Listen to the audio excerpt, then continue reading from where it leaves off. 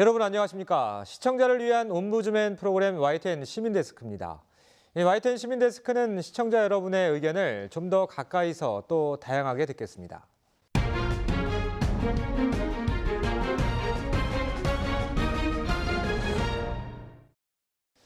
먼저 잘한 뉴스, 못한 뉴스 코너인데요. 강혜원 시청자 평가원과 송태엽 YTN 해설위원 실장 나와 있습니다. 안녕하세요. 네, 안녕하세요. 자, 이번 주 잘한 뉴스로 병무청 입영 대상자 관리 실태 보도를 꼽아주셨고 또 못한 뉴스로는 안희정 전 지사 유죄 판결 보도를 꼽아주셨는데 어떤 의견이신가요? 네, 이번 주 잘한 뉴스로는 YTN 기획 이슈팀의 병무청 입영 대상자 관리 실태 보도를 뽑았습니다. 해당 뉴스는 병무청이 입영 통지서를 수령하지 않은 입영 대상자의 자택에 당사자의 신원을 특정한 전단지를 붙였다는 충격적인 내용을 담고 있습니다. 해당 리포트에서는 신원을 강제로 공개당한 당사자의 인터뷰를 생생하게 담아냈는데요. 그 밖에도 서울지방병무청 감사 결과를 입수해서 전반적으로 입영자 관리 실태에 문제가 있다는 점을 지적해낸 점이 인상 깊었습니다. 이 밖에도 최근 YTN에서는 장병 요금제에 대한 보도의 후속 보도로 통신사들의 미온적인 반응을 지적하는 등 병무청이나 국방부와 관련된 굵직굵직한 단독 보도들이 이어졌습니다. 대표적으로 어린이를 대상으로 한 국방부 홈페이지에서 폭력적이거나 선정적인 내용이 여과 없이 실려 있다는 보도도 있었습니다. 이번 기획 보도는 군 장병들뿐 아니라 수많은 입영 대상자들의 안위와 직접적으로 연결되는 중요한 보도였다고 생각되는데요. 잇따라 단독 보도가 나올 수 있었던 배경이나 보도된 사안들에 대해서 국방부나 병무청이 어떻게 대응하고 있을지 설명 부탁드립니다. 그 휴대전화 이제 사용 문제 군대 내 병역 내에서 그 부분은 이제 지난주 시민데스크에서도 한번 잘한 뉴스로 선정을 해주셔가지고 설명을 드렸는데요. 이제 그 기획이었죠. 출발은.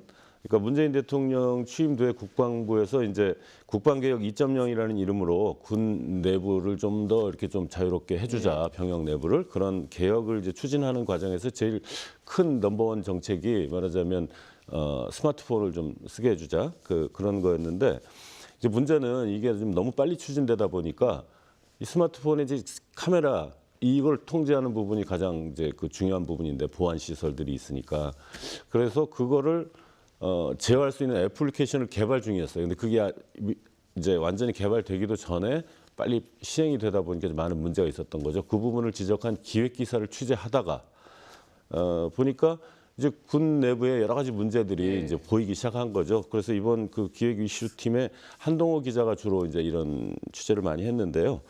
그 예를 들어서 이제 그 병무청의 이제 그 서울지방병무청의 감사 보고서 같은 거는 이제 정보 공개 요청을 통해서 받았고요. 또 이제 여러 상황들을 보다 보니까 그 동원 훈련 통지서를 늦게 주고서는 엉뚱하게 고발을 하거나 아니면은 아예 늑장 고발을 한 사례들이 있었어요. 근데 그게 검찰로 넘어가 가지고 전부 불기소 처분을 받았습니다. 그런 이제 감사 결과들도 나왔고 또 이제 총기 사용 자격이 없는 징역 1년 6개월 이상의 어떤 형벌을 받은 적이 있는 사람을 전시노역 근로자 대상으로 이제 처분을 해야 되는데 사회복무요원 소집 대상자로 관리한 경우도 있었고요. 하여튼 그런 가장 충격적인 게 아까 말씀하신 대로 그 군 입영 대상자의 집에다가 미 입영자를 찾습니다라는 전단을 붙여가지고 이름, 주소, 뭐 가족 이름까지 다 공개. 그래서 요즘 그 정보 공개, 불법 정보 공개에 이제 딱 걸리는 그런 경우가 된 거죠. 그래서 이제 피해자가 저희하고 연결이 돼서 이제 인터뷰를 생생하게 보내드릴 수 있었고요. 또 뭐 어린이 국방부라는 그 사이트도 있는데 군 홍보를 위해서 만든 건데 이거는 어린이들이 봐서는 안 될 뭐 예를 들면은 뭐 군인 장병이 여자친구에게 뭐 모텔을 가자고 하다가 맞는 내용인가 하면은 그래서 이게 좀 상당히 좀 문제가 있었죠. 그래가지고 YTN 보도 직후에 어린이 국방부 사이트를 이제 임시로 폐쇄하고요. 국방부의 콘텐츠를 대대적으로 검수를 해가지고 다시 홈페이지를 열겠다 이렇게 밝혔고요. 아까 말씀드린 그 무단 정보 공개 이 부분은 당사자와 지금 소송 중이라면서 감사 결과는 뭐 잘못한 거니까 다 시정했지만은 미입영자 전단에 대해서는 이제 그 상황이 불법은 아니었다라면서 이제 당사자와 소송 중이라고 밝혀봤습니다. 예, 알겠습니다. 자, 지난주에 이어서 잘한 뉴스로 군과 관련된 보도를 연속으로 뽑아주셨는데 이와 관련해 송태엽 해설위원 실장의 설명 잘 들었습니다. 그리고 이번 주 아쉬운 뉴스로 이 안희정 전 지사 유죄 판결과 관련된 보도를 뽑아주셨는데 어떤 내용인가요? 네, 이번 주 아쉬운 뉴스로는 안희정 전 지사 유죄 판결 보도를 뽑았습니다. 지난주 2심 판결을 받은 안 전 지사는 무죄 판결을 받았던 1심과 달리 3년 6개월형을 선고받고 법정 구속된 바 있습니다. 관련 보도에서는 1심 판결과 결과가 뒤집어진 배경을 자세하게 짚었는데요. 보도 과정에서 몇 가지 아쉬운 지점들이 있었기 때문에 이번 주 못한 뉴스로 뽑게 되었습니다. 첫 번째로 아쉬운 점은 리포트 제목에 관련된 점인데요. 이번 판결을 다룬 스튜디오 논평에서 성인지 감수성이란 개념을 소개하면서 제목에서 성인지 감수성과 안 전 지사 SNS 사과문이 발목을 잡았다는 표현을 활용했습니다. 사소한 표현일 수도 있지만 자칫 성인지 감수성을 중요하게 고려하기로 한 재판부의 결정을 부정적으로 묘사한다는 인상을 줄 수도 있기 때문에 보다 신중한 표현을 활용해야 할 것으로 보입니다. 나아가 국내의 성폭력 관련 보도와 관련해서 전문가들은 양측의 엇갈리는 진술을 여과 없이 보도하면서 보도 자체가 피해자에 대한 2차 가해가 이루어질 수 있다는 점을 주의해야 한다고 강조하고 있습니다. 이처럼 법정에서뿐 아니라 앞으로 우리 언론 보도에서도 전반적으로 성인지 감수성을 높여가려는 노력이 중요할 것 같습니다. 무엇보다 이번 판결과 관련된 보도에서는 재판부가 성인지 감수성을 중요하게 고려한 것이 핵심적인 차이로 논의되었는데요. 근본적인 사회 변화를 위해서라면 법정에서뿐 아니라 일상생활에서도 이러한 성인지 감수성이 무엇인지 이해하려는 노력이 함께 이루어져야 할 것 같습니다. 이를 위해서 현재 법조계에서 논의되는 성인지 감수성의 기본 개념은 무엇이고 어떠한 과정을 통해서 재판부에서 이러한 감수성을 중요하게 언급하게 됐는지 자세한 배경이 궁금합니다. 예. 네, 그 강현 평가원께서 이제 말씀하신 그 부분은 저희도 조금 오해 소지가 있다고 인정을 할 수밖에 없는 내용입니다. 성인지 감수성이 발목을 잡았다 이것은 좀 아닌 것 같고요. 더 이제 편집부에서 좀 주의를 해야 될 것 같고요. 근데 이제 그 저희 보도 전반에서 사실은 그 이 2심 재판을 앞두고 성인지 감수성에 대해서 굉장히 중요하게 다뤄왔습니다. 그래서 이제 저희 법조팀의 보도를 중심으로 좀 설명해 드릴까 하는데요. 그 저희 법조팀이 이제 2심 공판이 시작되기 한참 전인 지난해 이제 11월부터 이 성인지 감수성에 대해서 이제 보도를 하기 시작했거든요. 당시 여러 가지 판례도 이제 다뤘었고요. 아까 말씀하신 대로 성인지 감수성이란 민감성이죠. 말하자면 일상생활 속에서 어떤 그 성차별적 요소를 남녀 불문하고 이렇게 감지해낼 수 있는 그런 민감성을 이제 말하는 거죠. 그런데 이제 이 부분들은 사실 그 어떤 딱 정해진 개념으로만 설명할 수는 없어요. 사례들이 다 다르고 사람 간의 관계가 다르고 그래서 중요한 것은 이제 판례가 확립되는 것일 텐데요. 이 판례가 대법원 판결로 처음 적용된 게 작년 4월입니다. 작년 어떤 대학교에서 뭐 여학생들을 상대로 뭐 성적인 농담을 하거나 또 불필요한 접촉을 한 교수가 한 분이 계셨는데 그분이 이제 해고가 됐어요. 해고가 됐는데 1심에서는 해임이 정당하다고 이제 판결을 했어요. 근데 2심이 어떻게 했냐면은 피해자들이 신고를 주저하고 또 그렇게 말하자면 피해자다움이 부족하다는 그런 얘기였던 거죠. 그래서 해임은 부당하다 이렇게 판결을 했습니다. 그런데 대법원에서는 최종적으로 우리 성인지 감수성의 관점에서 봐야 된다 이 사건을 그렇게 얘기를 했죠. 또 우리 사회는 이제 가해자 중심적인 문화에서 성범죄 피해자, 특히 사제지간이라는 특수성에 비추어서 피해자는 2차 피해에 대한 불안감이나 두려움으로 인해서 피해를 당한 후에도 가해자와 이 종전 관계를 유지하는 경우도 있고 또 피해 사실을 즉시 신고하지 못하고 있다가 다른 피해자 등 제3자가 문제를 제기한 것을 계기로 비로소 이제 신고하는 경우도 있고 그렇다는 등의 이유를 들어서 이제 해임이 정당하다 이렇게 판결을 했죠. 그래서 이제 그때부터 다른 여러 재판부에서 성인지 감수성을 판결의 그 논거로 사용하기 시작한 경우가 이제 많아졌습니다. 그래서 안 지사의 경우도 이제 뭐 이번 재판부는 수행비서였던 김모 씨의 진술이 대부분 일관되고 모순이 없다고 받아들였고요. 이른바 그 피해자다움에 대한 재판부 이제 판단은 무슨 순두부 식당을 알아보거나 그 메시지 보낼 때 이모티콘 사용한 점 등이 피해자처럼 보이지 않는다라고 주장을 했지만은 이것은 정형화된 피해자에 대한 편협한 관점이다. 이렇게 이제 꼬집었죠.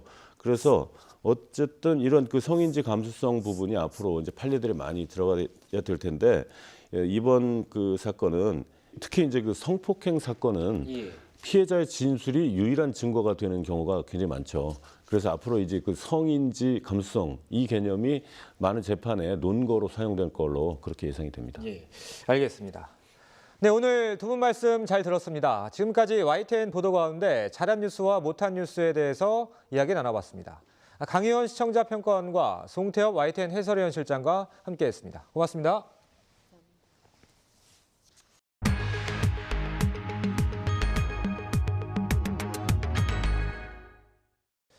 청각 장애인과 언어 장애인이 입으로 하는 말 대신 이 손짓이나 표정으로 말하는 것을 수어라고 하죠. 아마 모르는 분들 없을 건데요. 이 한국 수어는 우리나라 국어와 똑같은 자격을 가진 언어입니다. 저희 YTN은 청각 장애인을 위해 한국어 수어 방송을 최대한 많이 편성해 시청 편의를 돕고 있는데요. 이 생방송으로 진행되는 수어 방송 현장을 인사이드 YTN 제작진이 찾아가 봤습니다.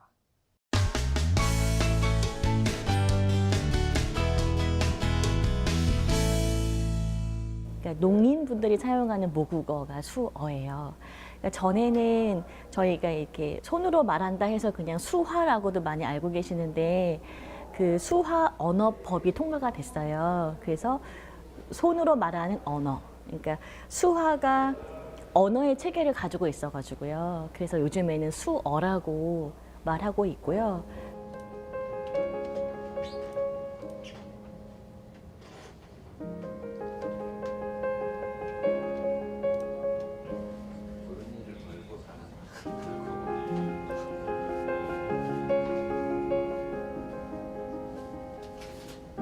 뉴스가 방송 통역 중에서는 가장 어려운 통역이라고 저희들이 익히 알고 있어요. 모든 거에 대한 시사가 다 나오기 때문에 뉴스를 다 모니터하고 모든 뉴스 내용을 제가 다 이렇게 미리미리 준비를 하고요. 이제 뉴스 1시간 반 전에 와서 기사를 계속 서칭해서 준비하고 있어요.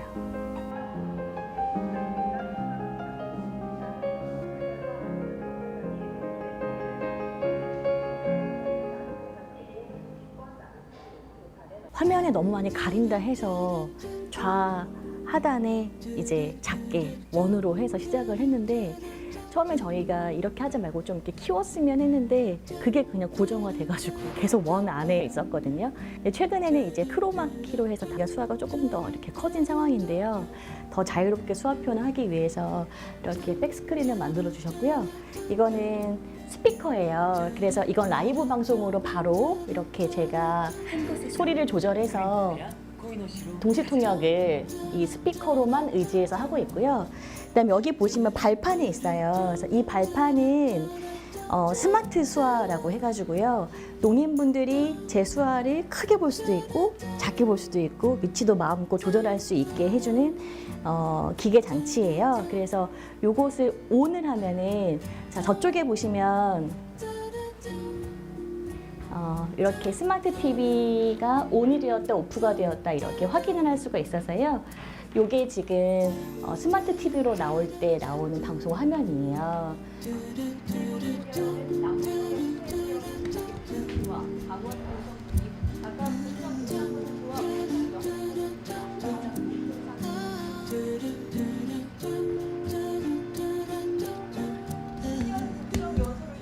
수어는 실제로는 비수지 언어가 97%예요. 수어는 한 3%? 손이 이렇게 다치셔가지고 이렇게 수어를 하시는데도 무슨 말인지 이해가 되는 것은 얼굴 표정이 97%라고 보시면 되세요. 예를 들면은 이게 수어로 좋다예요. 좋아. 근데 너무 좋아 하면 너무 좋아 이렇게 해요. 근데 쟤 좋은 척 하네?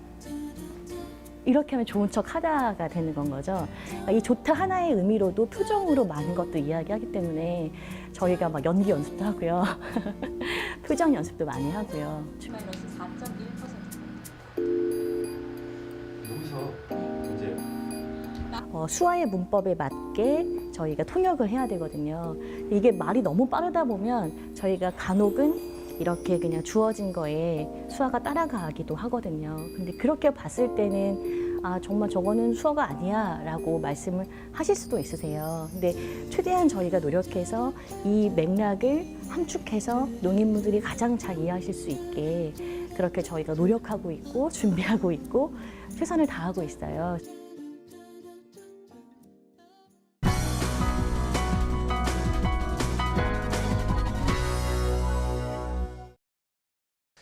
지상파 DMB 채널인 YTN DMB 프로그램을 평가하는 내가 본 DMB 순서입니다. 이번 주는 다큐 S프라임과 뉴스 940에 대한 정은정 평가원의 의견을 들어보겠습니다. 시청자 여러분 안녕하세요. YTN DMB 시청자 평가원 정은정입니다. 인간의 매력이 더욱 빛을 발하려면 성숙의 시간이 있어야 하듯이 음식에는 시간과 정성이 필요한 숙성의 과정이 그 맛을 더합니다. 지난 다큐 S프라임에서는 맛과 풍미를 더해주는 숙성과 발효에 대해 다뤘습니다.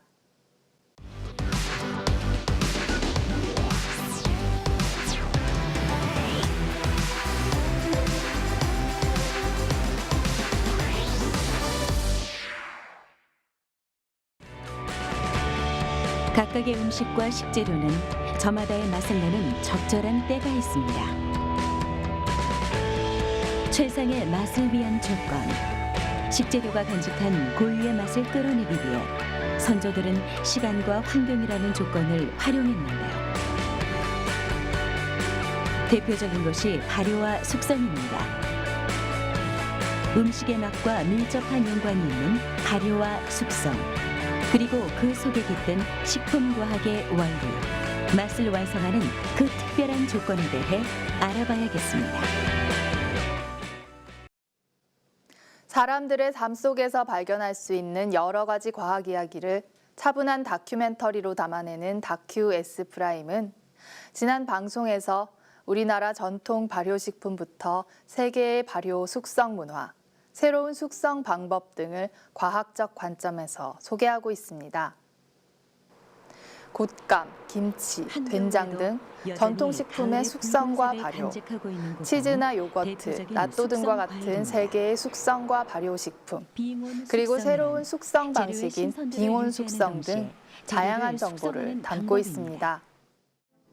그런데 주로 식품을 생산하는 현장과 숙성이나 발효를 연구하는 연구소를 중심으로 화면이 구성되고 있기 때문에 어쩔 수 없이 다소 딱딱한 분위기가 느껴져 아쉬웠습니다. 다큐멘터리라는 형식상의 제약이 있기는 하지만 시청자들의 궁금증을 유발하거나 보다 더 흥미롭게 시청할 수 있는 장치들이 있었으면 하는 생각이 듭니다. 또한 실내 촬영 영상 중에는 내용과 상관없는 잡음이 들어간 부분들이 몇 군데 있어 원활한 시청에 방해가 되었습니다. 차분하게 이어지는 프로그램인 만큼 시청자들의 집중력을 높일 수 있도록 보다 꼼꼼한 확인이 필요합니다. 다큐 S프라임이 시청자들에게 평범한 일상을 과학적 시선으로 바라볼 수 있는 신선한 재미를 주는 프로그램으로서 더욱 발전해 나가길 바랍니다.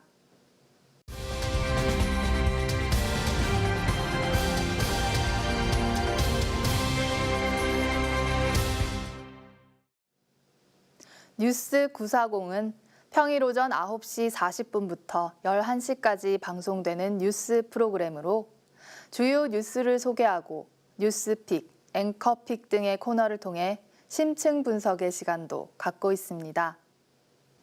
지난 뉴스 940에서는 뉴스픽의 주제 중 하나로 4월로 예정된 장병 휴대전화 사용의 장단점과 보완해야 할 내용에 대해 자세하게 짚어봤습니다. 뉴스는 앵커를 중심으로 양옆에 자리한 경찰학과 교수와 변호사 패널이 해당 사안에 대해 해설과 의견을 덧붙이며 진행됐습니다. 해설이 들어가는 뉴스의 경우 일반 뉴스보다 긴 시간 동안 화면을 구성해야 하므로 자료 화면이 어느 정도 중복적으로 노출될 수밖에 없는 문제점이 있습니다. 따라서 군부대 내에서의 휴대전화 사용 규정을 설명하는 부분에서 장병들의 생활을 담은 자료 화면보다는 자막이나 그래픽 등으로 관련 규정을 간략히 정리한 시각 자료가 함께 제시되는 것이 보다 더 적절했을 것 같습니다. 시범부대에서 요청한 향후 보안 사항이나 병사들의 스마트폰 요금제 현황은 따로 그래픽 화면을 준비해 제시했지만 기밀 유출 시 처벌 수준에 대해서도 자막 등으로 처리해줬다면 정보 전달 측면에서 더욱 효과적이었을 것으로 보입니다. 하지만 부대 내 휴대전화의 기능 제어 애플리케이션 개발 상황이나 국방부와 통신사의 요금제 관련 협의 진행 상황에 대해서는 지나치게 반복되는 자막 외에는 구체적인 정보를 확인할 수 없어 궁금증이 남았습니다. 뉴스 940의 장병 휴대전화 사용 허용 관련 보도는 장병들의 부대 내 휴대전화 사용을 앞두고 관련 제도의 정비가 필요하다는 점을 구체적으로 지적하며 다양한 정보원과 자료를 활용해 해당 사안에 대한 정보를 시청자들에게 충분히 제시해줬습니다.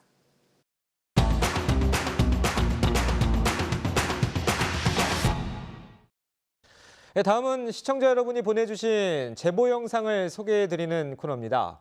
미세먼지와 대기오염 때문에 밤하늘의 별조차 보기 힘든 게 우리나라 현실인데 그래도 희망을 가질 수 있을 것 같습니다.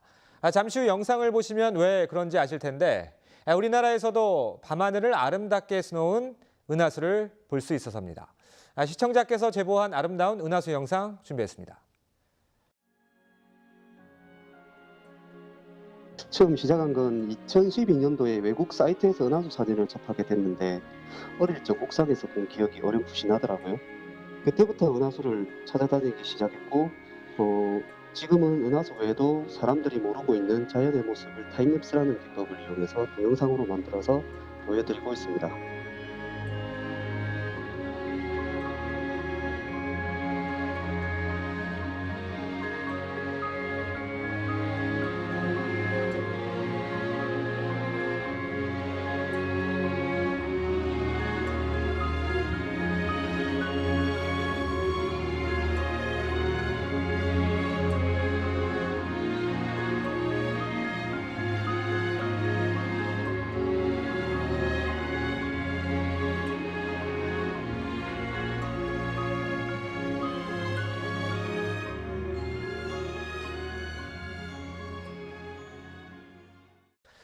여러분의 소중한 제보를 기다립니다. 놓칠 수 없는 재미와 훈훈한 감동이 있는 영상을 찍어서 올려주시면 방송에 적극 활용하겠습니다. 이어지는 순서는 언론 전문가로부터 언론의 문제점을 짚어보고 나아가야 할 방향에 대해서 들어보는 매체 비평 시간입니다. 오늘은 체육계 미투 확산과 언론 보도의 윤리의식이라는 주제로 경남대학교 최충웅 석좌 교수에게 들어봤습니다.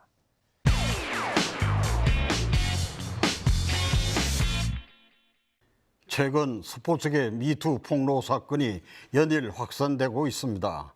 빙상, 유도, 양궁, 축구에 이르기까지 일파만파 커지고 있습니다.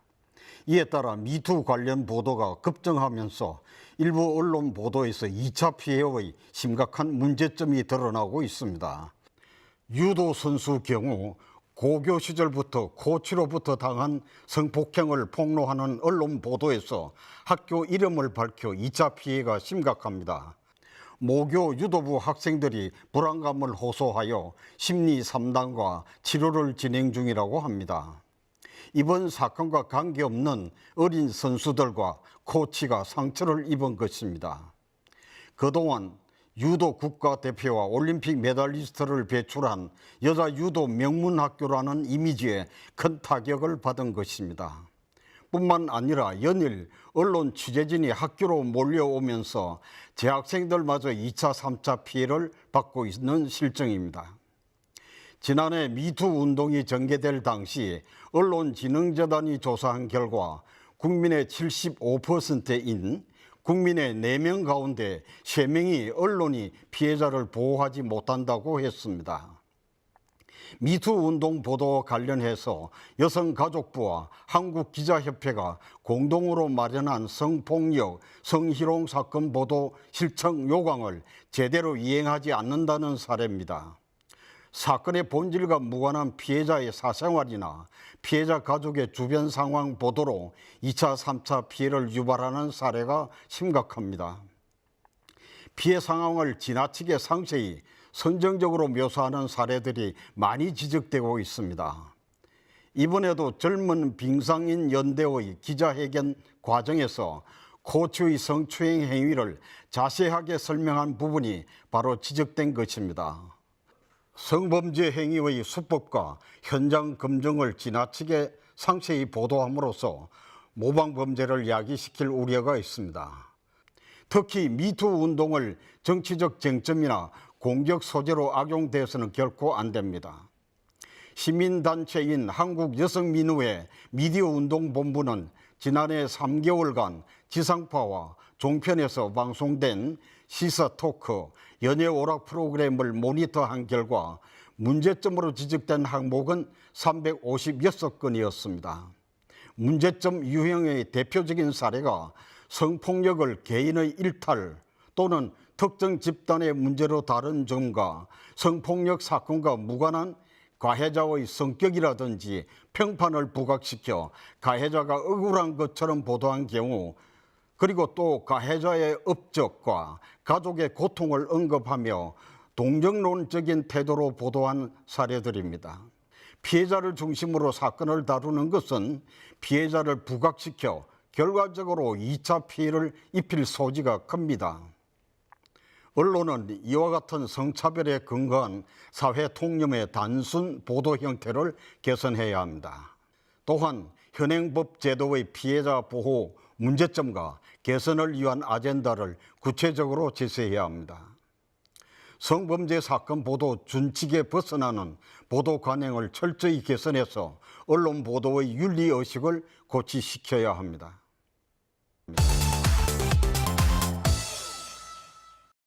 YTN 시민데스크는 시청자 여러분의 다양한 의견을 귀담아 듣겠습니다. YTN 홈페이지 시청자 의견에 글을 남겨주시면 더 정확하고 공정한 방송을 만들기 위해서 반영하겠습니다. 이번 주 순서는 여기서 마치겠습니다. 고맙습니다.